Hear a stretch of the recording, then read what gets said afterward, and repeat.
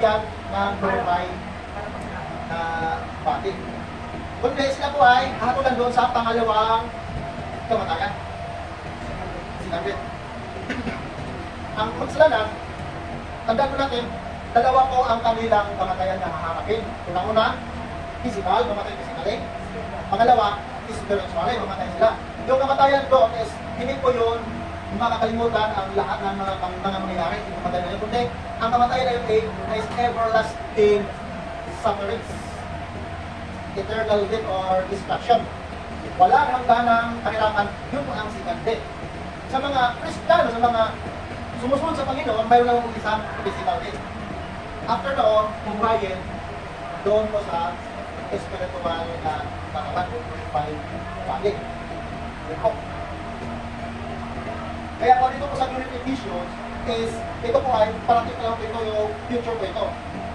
Kaya mayroon po silang three things of salvation. Justification, past tense, salvation, deliverance from sin, without sanctification, present tense, ito kayo, present ito kayo, yung ngayon po ay ginawa kayo ng karapatan ng Panginoon. Yun po ay present tense salvation. Deliverance from sin, presence, it follows that discerning student will check the context to determine which of the three tense given use of soteria is referring to. Ano po kaya ito? Mankind has continually looked for salvation of one kind or another. Greek philosophy had turned inward and began to focus on changing man's inner life from moral reform and self-discipline. The Greek Stoic,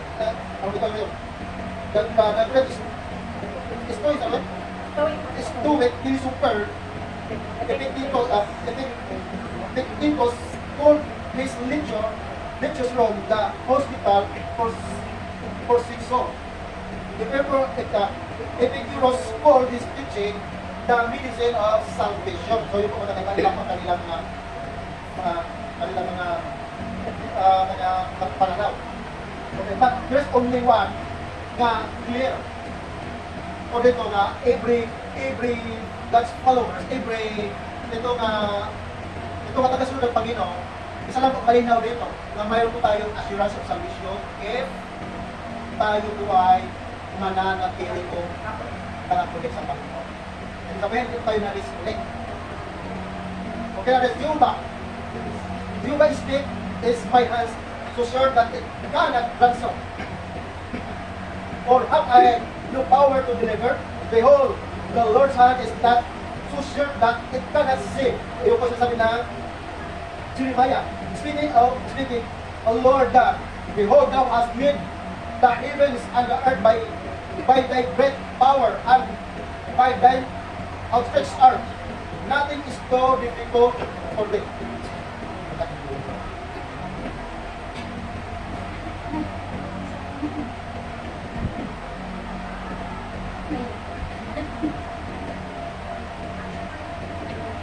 So ano po yung sabi ni Jeremiah, ni Isaiah?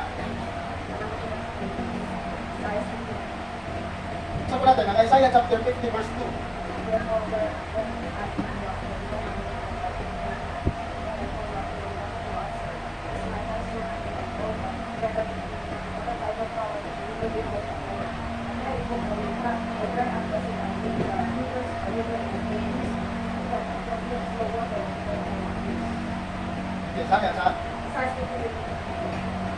Isaiah 50.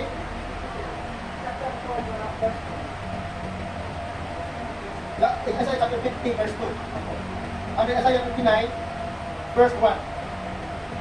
The Lord's hand is not certain. Diyan lang sa 59. 59 1. Sa Jeremiah chapter 52 verse 17. The Lord God, behold, who has made the heaven and the earth by a great power and stretched them out, and there is nothing to cut them. Okay. So, sa madaling salita dito, itong sinasabi na Isaiah at Jeremiah, ito ay nagsasabi na there is no, wala talaga, walang mahirap sa Panginoon. Kaya niya iligtas ang lahat-lahat. Kaya, dito po natin may pasok po yung itong sinasabi nga, call upon the name of the Lord and receive.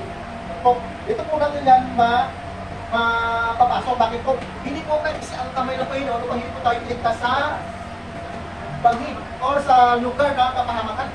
Kaya there's always safe po talaga kapag tayo po ay naligtas o niligtas ng Panginoon. There's always safe. Pero, ang question po dito, ang safety po ba natin ay manatili kapag tayo po ay wala na po sa Panginoon? Hindi sa question ba? Ano po tayo maging safety kung kayo po ay humiwalay sa kaligtasan? O humiwalay doon sa biyaya ng Panginoon? Or humiwalay doon sa, ito nga, sa kamay ng Panginoon? So of course, kapag tayo po ay humiwalay sa kamay ng Panginoon, hindi po talaga natin yan masasabi nga, still, we are safe. Kasi tayo ay humiwalay eh. Pero kung hindi po tayo humiwalay, we will be ito nga, still, hanggang sa kawiwihan natin buhay, 100% kung ang sinasabi doon na we are safe. Tandaan po natin, ang sinasabi ng Mark 15:13 na ang maligtas lamang, yung lamang kong nagtitiis. Kaya po, doon sa naliligtas kayo, nagaya sa atin, we believe that we are safe. So kailangan po tayo na magtitiis. Bakit po magtitiis? Kasi our challenge is not in our race ay hindi pa po natapos ang ating takbuhan. Kaya po yung race, hindi pa po natapos. Kaya po tayong magtitiis hanggang sa kahuli po ulit. Kailangan ko yun. Yes, continue. So kapag tayo po ay magpapatuloy, 100% once you save, you are always safe. Tama po talaga yun, pero sa ibang pag-interpret ay na one-sided po sila. Kahit bumalik po sa ano ng pagkatao, dahil sinasabi nga, once you are saved, ligtas pa rin, hindi na nagiging bias na po tayo sa ating sarili at wala na po sa ating yung katotohanan. Bakit po? Hindi lang po isang versicle ng Bible, tignan po natin. Ang aming versicle ng Bible. There, may mahigit na verses, 1,000 ang dami po. Okay. And then, pinapatunayan po dito sa mga prophets na hindi po nagsa kami ng Panginoon upang hindi po abutin ang kanyang mga hirap.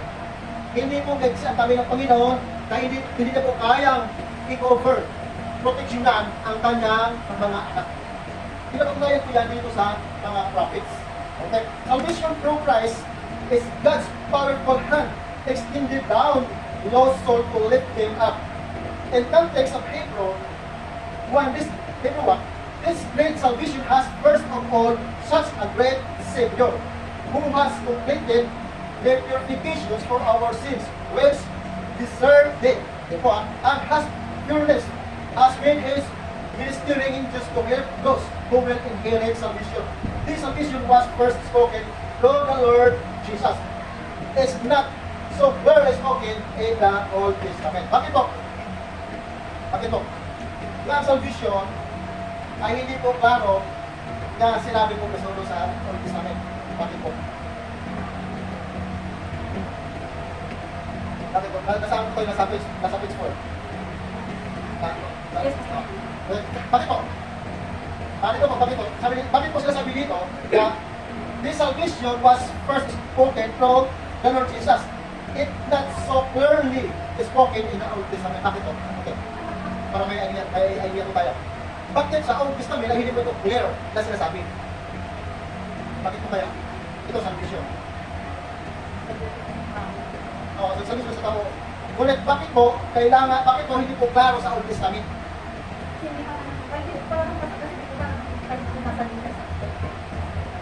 Okay.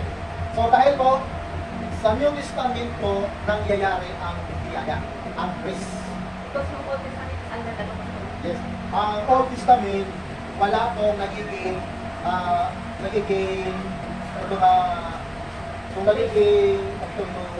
purified, right?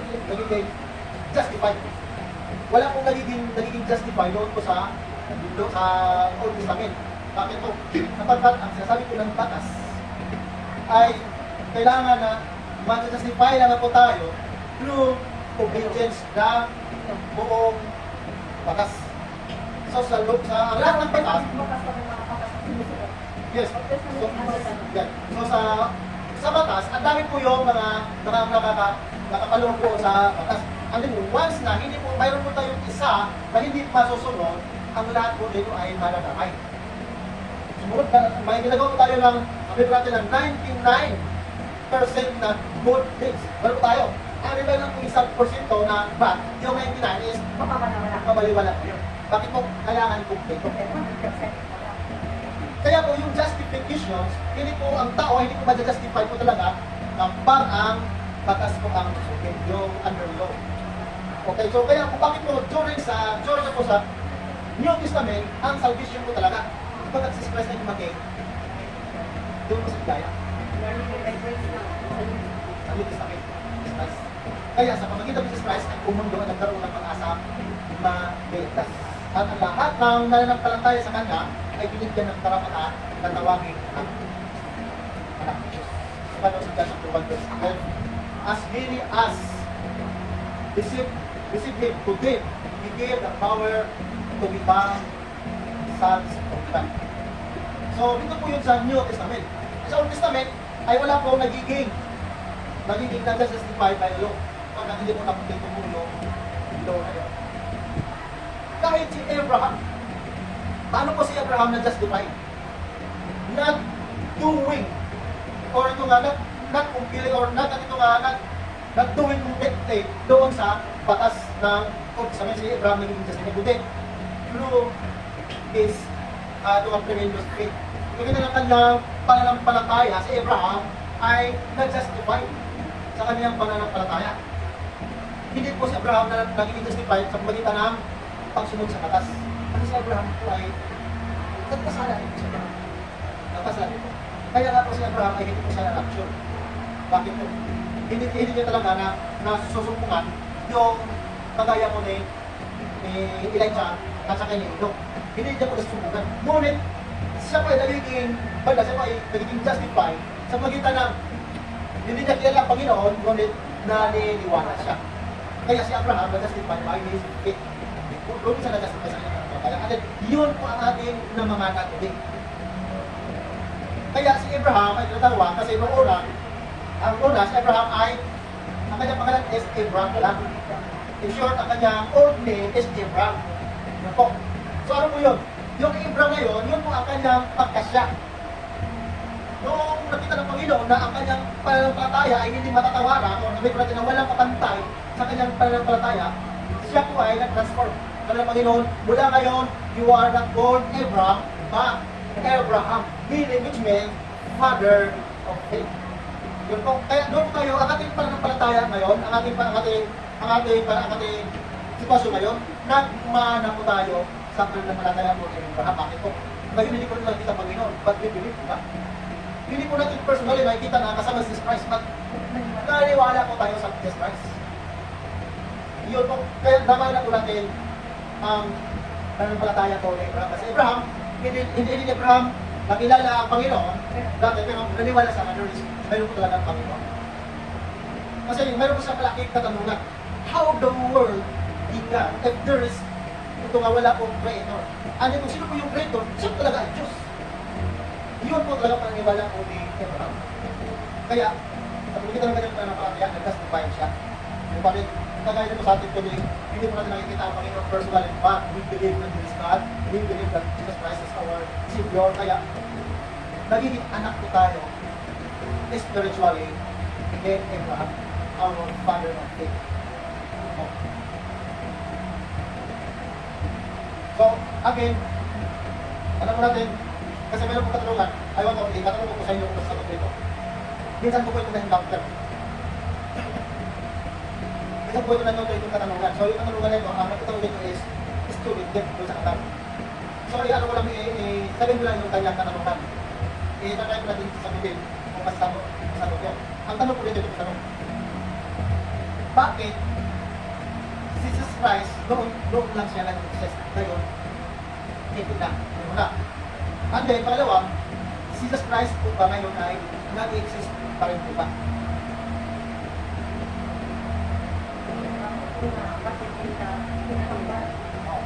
Noong una, ako nang tanong, bakit noon siya nag-exist? Ano yung pangalawang tanong, nag-exist pa rin po ba si Jesus Christ ngayon? Ano? Ano ang tanong? Ano sa ito? Kasi yan, nakikita ko po yan na tanong ko sa sigatimon ko sa katanong.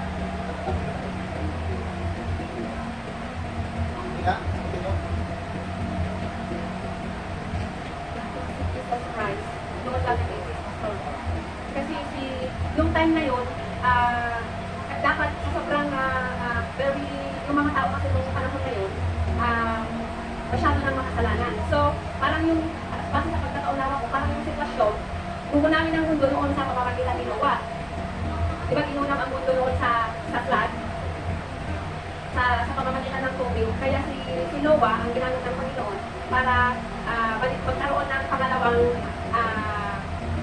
mundo.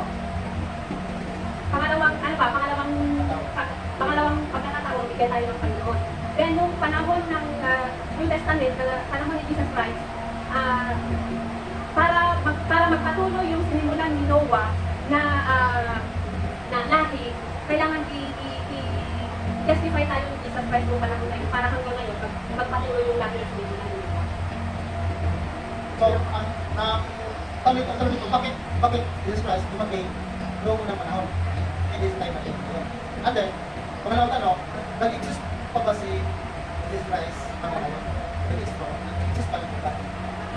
Kasi nag-exist siya, pero hindi na natin kasama. Nandun na siya sa sama. Pero nung panahon niya na nag-exist siya noon, iniwan niya sa atin yung Holy Spirit para na maging kasama natin ngayong panahon natin. Okay, so di ba? Di ba? Bukan natin. Kasama siya. Kasama siya ng mga pero ngayon, kumbaga inaalala na lang natin yung mga pinagkakalan natin ngayon yung mga nangyari doon. Saka yun ang mission na nilagay sa kanya ng mga natakot na yun lang sa panahon na yun. Yung nilagay sa kanya ng mission. Para ma-justify tayo, para magkaroon tayo ng will. Ano ba ito? Bakit doon si Jesus Christ nag-exist? Ano yung pangalawa? Nag-exist pa rin sa panahon.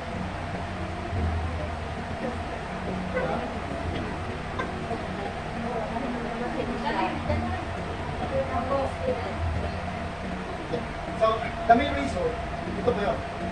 Kung bakit noon po Jesus Christ nag-exist hindi ngayon. At nag-exist pero ba ngayon? Okay, yung una, kung bakit noon po siyang panahon na yun, doon po siya, ito na panahon o nag-exist or isilang. Bakit noong panahon yun hindi ngayon?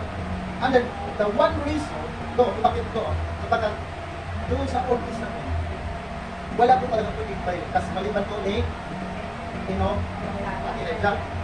And then, doon sa mga righteous, pupunti lang po talaga. Physically, talagang naminisip po doon sa Old Testament, napupunti lang po talaga ang maligtas. Ang dami pong hindi maligtas. Yun po. So, plano ng Panginoon, hindi na, ang tanong pinaka hindi mauubos.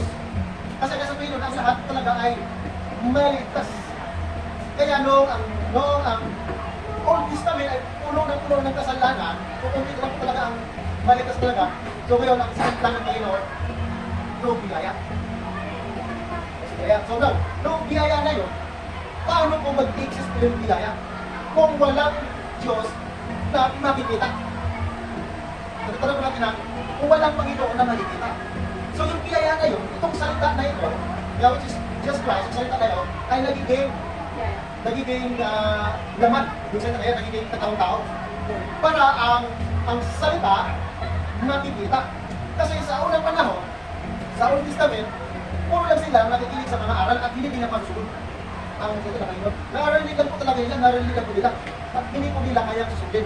Bakit ito? Sapagkat ang hirap susundin ang mga inutos ng Panginoon. So, lahat po ay napamahamak po yun. Kaya, gumawa po yung isang another extinction to bliss ay extinction lang po ito. Extinction to bliss. So, last po ito ang plano ng Panginoon na para maligtas po yung mga tao. Kaya sabi ni Jesus Christ, ang nakita sa amin ay nakita sa Ama. Nakita sa amin, nakita sa Ama. Kaya, ang Panginoon mismo ang nagpapakita sa pamagitan ng human being. Kaya doon po siya nag-start. Noong Jesus Christ nag-ministeryo bilang human being, ay pumunti pa rin po ang naniniwala. So, ibig sabihin, hindi na po ang mundo makapag-complain. Panginoon, bakit hindi po ako sinasabihan? Ha? Bakit hindi ko alam?